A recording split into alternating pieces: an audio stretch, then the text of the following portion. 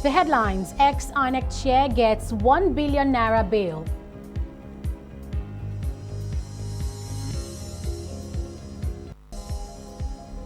Investigative panel arrives Taraba to probe police-army clash.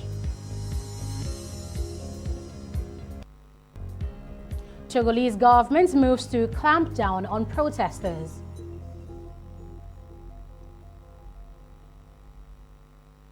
Many thanks for joining us on News Now on TV360 Nigeria. I am Annetta Felix.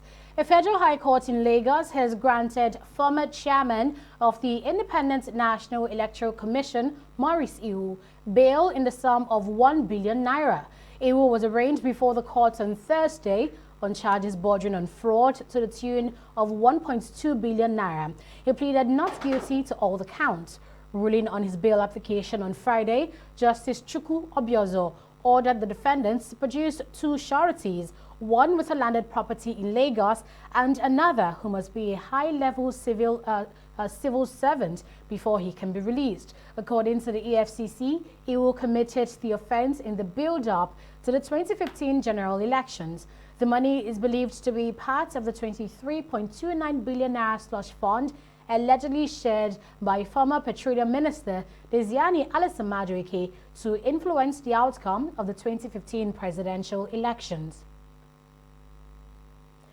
A federal high court sitting in Abuja has asked parties in a suit filed by 4 aggrieved members of the Togolese State Executive Committee of the All Progressives Congress APC to maintain status quo.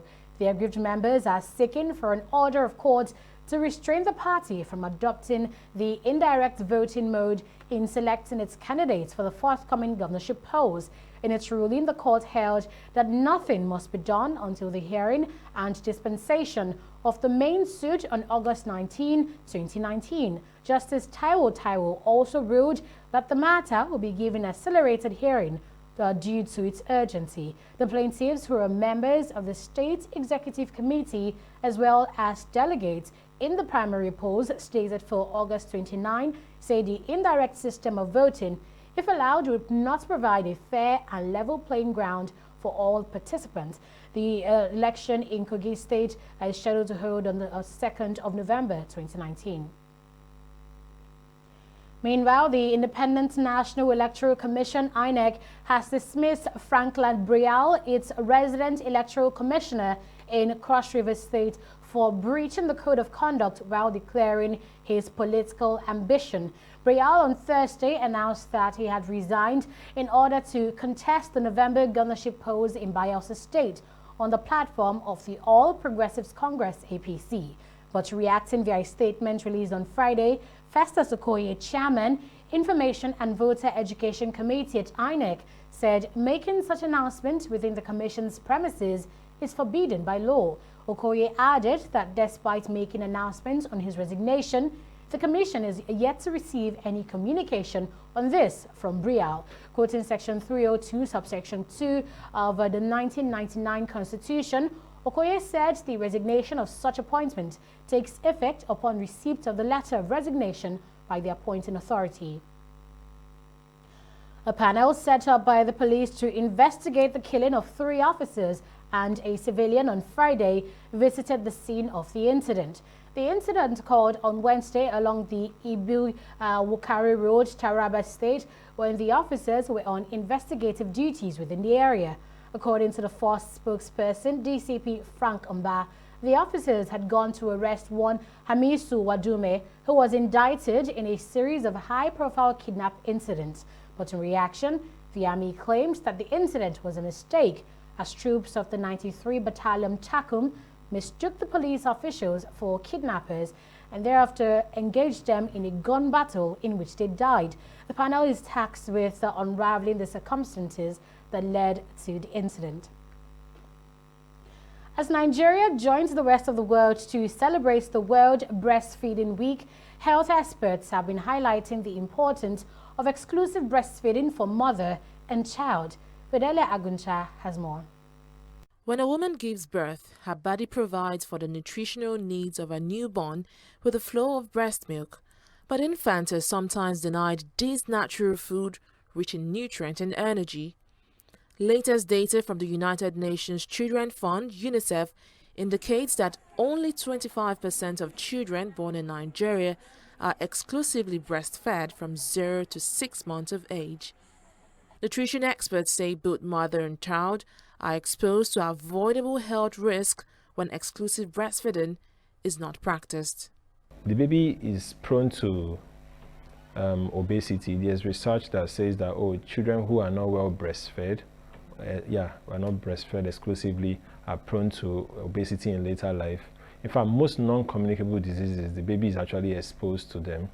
Then the baby suffers this separation from the mother, and they might not do too well in later life with that. Collins also highlights the many benefits of exclusive breastfeeding for mother and child. It helps to protect against allergies and eczema, like skin problems for the baby. It also reduces the risk of viral and urinary tract infections. And then there's also, babies are prone to this diarrhea. There's this diarrhea they get from taking water or any other breast milk substitute, but they don't get that when they are breastfed. Mind you, the breast milk is customized for mother and child also. Yeah. Then it also makes your baby smarter. In fact, that's one of the heightened reasons why people actually breastfeed for that long. I want to believe I was breastfed for 2 years, even though I'm not too sure or accurate on that, but it makes the baby actually smarter. Yeah. And then it prevents obesity, like I mentioned, and then it also lowers the risk of the mother being prone to breast and ovarian cancer. Then it heals the body. Breastfeeding not only helps the mother get some health benefits, like the ovarian cancer thing I mentioned, and osteoporosis for the mother. It also helps the mother bond properly with the baby, because as she's breastfeeding and the baby is suckling on her, there's this eye contact. So that's actually, this is my mother. Every time she's around, I'm fed, It helps with bonding. If exclusive breastfeeding has this much benefit, then why do some mothers avoid it? Talked about something we call niplash. That's like nipple whiplash. It's a very painful experience for most mothers when you're breastfeeding your baby and then the baby gets distracted and tries to look around the room, thereby pulling your nipple because they are still latched on. Something we call latching. When the baby's mouth is latched on the nipple and the baby has to look around because they are distracted or something. It's a very painful thing. Most mothers dread that actually. And then there are some other things. So some mothers feel, because I'm not flowing and the baby is sucking, it's painful. For the pain, for the inconvenience, you mentioned picture perfect and all. These are some of the reasons why most mothers recently would not want to do that. Health experts say complementary food and water can be introduced to infants from the age of 6 months. But what exactly are these complementary foods? Complementary feeding can start after 6 months up until 2 years. Breastfeeding also can go hand in hand with that. But it's important that I mention that complementary feeding has to be done in a way that fits the child's developmental stage. So what are complementary foods? These are foods that just support the breastfeeding, okay? I'm taking out water here now because water is not necessarily a food, okay? Now, these complementary foods would consist of infant cereals, like most mothers are already currently doing, vegetables, and mostly protein-rich foods, actually. But the consistency or the texture, how it should be administered to the child should be something pureed, more like a puree, or strained, or very in fact, I don't think, I won't support chopping, but some people chop it slightly so that the baby can at least chew. But because of they don't have developed gum and teeth, I think it's best giving it to them in pureed form. Despite the benefit of breastfeeding for both mother and child, lactation failure or the pressure to retain a job sometimes deprives both parties of the experience. But the federal government has introduced the National Breastfeeding Policy to promote exclusive breastfeeding for at least 6 months and to protect the maternity rights of working mothers. Fidelia Aguncha, TV360, Nigeria. The immediate past governor of Lagos State, Akinwumi Ambode, says he has no ties with accounts linked to a 9.9 billion naira fraud. The The alleged fraud was uncovered by the Economic and Financial Crimes Commission, EFCC. In a statement released by his media aide, Habib Aruna, Ambode said that the affected accounts were opened in the course of normal operations by the Lagos state government under his administration. Ambode added that during his tenure as governor, he served Lagos well with utmost dedication and integrity. The Federal High Court earlier this week ordered the freezing of 3 bank accounts linked to the Lagos state government following an ex-parte application by the EFCC over alleged 9.9 billion naira fraud. A faction of the African Action Congress AAC has announced the expulsion of its national chairman and former presidential candidate Moyele Sowore. The party faction also disassociated itself from the Revolution Now protest initiated and organized by Sowore. This was announced at the AAC's National Convention in Owerri, the Imo State capital, where the party also elected Leonard Nzewa as the new national chairman. The announcement is coming a day after a federal high court ordered that Sowore should remain in DSS custody pending investigations in alleged terrorism. Now, another Nigerian identified as Joseph Ajona has been killed by gunmen in South Africa. Ajona, who is a taxi driver, was stabbed severally by passengers he'd picked up in Nyangab location, Cape Town. Confirming the incident, leader of the Nigerian Citizens Association, Western Cape Province, Charles Elebiri, said Ajona was declared dead by the time he reached the hospital. Meanwhile, Nigeria's High Commissioner Kabir Bala, along with other mission officials, have visited his pregnant widow and 2 children. Bala promised that the case will be followed up until the perpetrators are brought to justice. The incident is coming just days after Benjamin Simon, another Nigerian taxi driver, was killed in Johannesburg on August 3rd. President Muhammadu Buhari has felicitated with a renowned chartered accountant and a legendary teacher, Chief Akintola Williams, as he turns a centenarian today. The president, in a statement signed by his special advisor on media and publicity, congratulated Akintola for many honors and pride brought to Nigeria and Africa. He also commended Williams for his pioneering and pace-setting roles for laying the foundation for many institutions in the country, which include the Nigerian Stock Exchange, the Institute of Chartered Accountants, which have long turned into pillars of the Nigerian economy. He prays that the Almighty God will grant Chief Williams health and strength to continue serving God, the country, and humanity. And now to education. The federal government has approved the sum of 4,950 million naira to produce high-quality literature for tertiary institutions in the country. Suleiman Bogor, the Executive Secretary of the Tertiary Education Trust Fund, TED-Fund, announced this at the inauguration of the Technical Advisory Group, TAG, on Book Development Fund in Abuja. Abisola Adebayo has more. The federal government has expressed concern over the quality of books and other learning materials in tertiary institutions across the country. To address this, the government approved over 4 billion naira for the Tertiary Education Trust Fund, TED-Fund, to publish quality books and journals for the higher education subsector in Nigeria. In Abuja, TED-Fund has inaugurated a technical advisory group on Book Development Fund to handle this important task. Inspired by the need to ensure adequate production and supply of locally developed academic texts, and in line with the mandate of the fund as defined by its enabling law, a seed grant of 2 billion naira was approved by the Board of Trustees BOT for Book Development Fund, which is being utilized centrally for the development of manuscript into textbooks. Subsequently, an additional sum of 2.95 billion was added to the seed grant, making a total of 4.95 billion, out of which 2.589 has been utilized for the intended purpose. The quality of publishing has gone down so embarrassingly low in our country. When I was commissioned the APC in Unical, I made a statement, I can quote myself. I said things have gone so bad that vendors sell anything on the street and they call textbooks.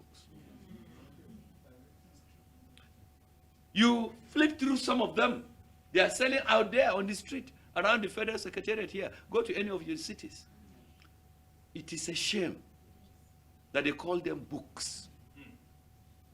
We have a responsibility to stop it and change the narrative. Chairman of the Technical Advisory Group, Charles Awa, assured Nigerians that they would work to achieve the highest educational standards in literature published in the country. Our group, sir, together with the research component of Third Fund intervention, will clearly improve the quality and content of tertiary education in Nigeria, as well as our innovation capacity.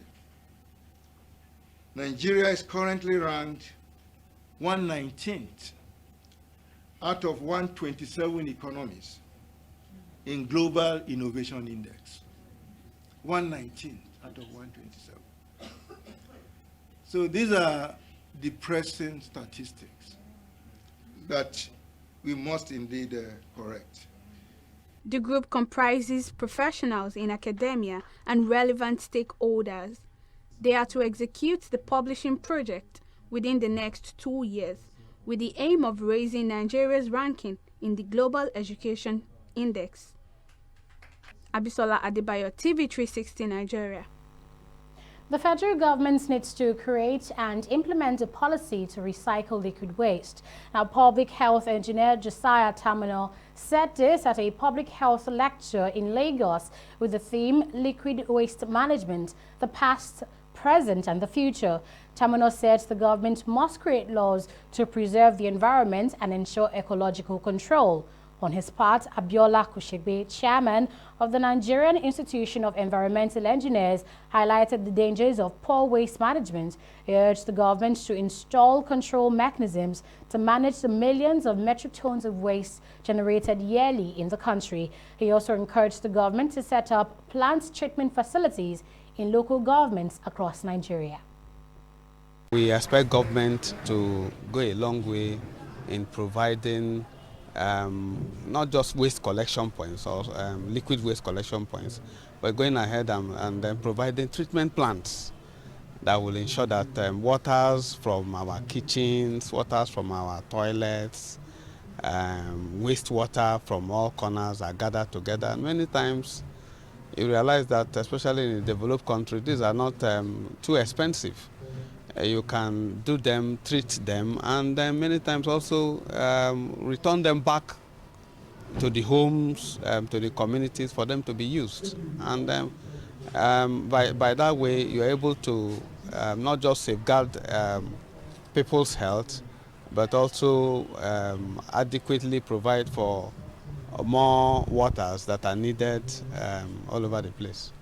There are dangers in exposing wastewater and discharging wastewater in such a way that it will affect the ecosystem, human beings, and all other creatures, because there are toxics in all these things that we are discharging. To prevent individuals taking their waste to the, maybe in the dumping in the drains, we need to have effective collection, we need to have effective treatment, and at the end of the day, we need to have minimal residue going to the dump sites. We'll be checking in with Fidelia Aguncha, who's standing by for the latest in business right after this break. Do stay with us.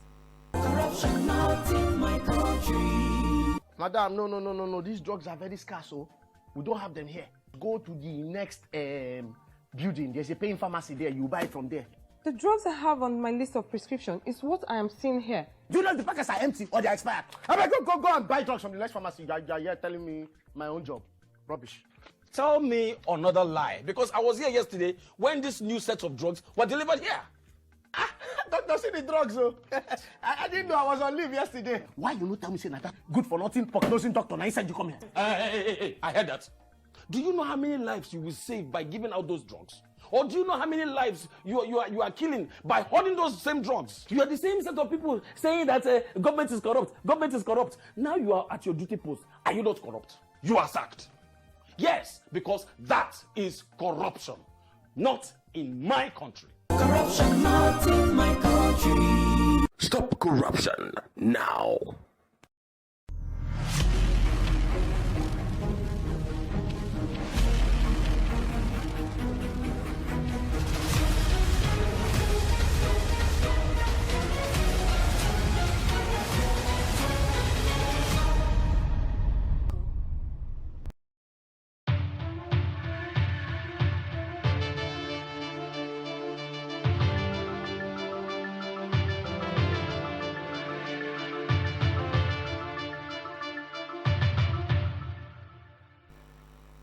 You're welcome back, and we have Fidelia Agunta standing by for business. Hello, Fidelia. Hi, Annette. So we know the World Bank has been in the country since 1958, and they just released a report basically breaking down details of the activities in the country since.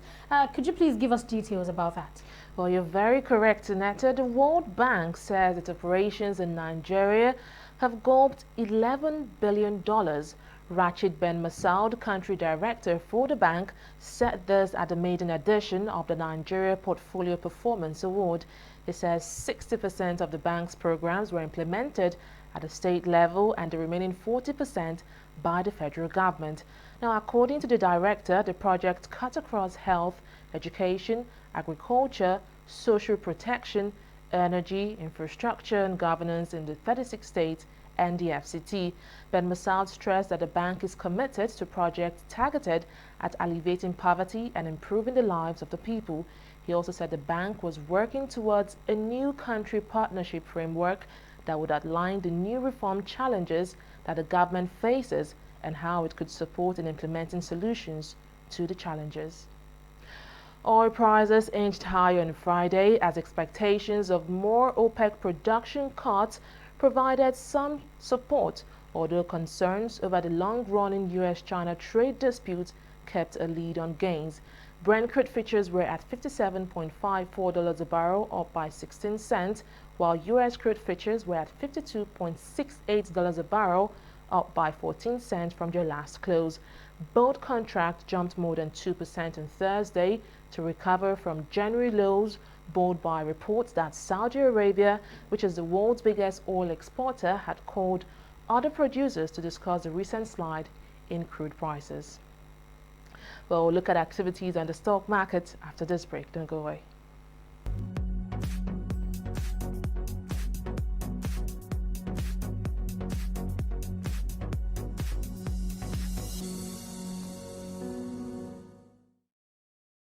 Well, again, the NSE is closing the week negative, just like it did last week, with the bears dominating activities for 3 days and the third day being today. The market is falling by 0.43%, as we can see right here, and that's a drop of over 100 basis points in the all-share index. The banking and insurance sector took the biggest hit, with its biggest equities topping the losers chart. Zenith Bank lost 45 kobo to top the chart, while UACN right here lost 25 kobo to clinch our fourth place. Well, let's now move to the gainers chart, where we can see MTN Nigeria leading the pack. Its value is appreciating by about 1 naira and 45 kobo.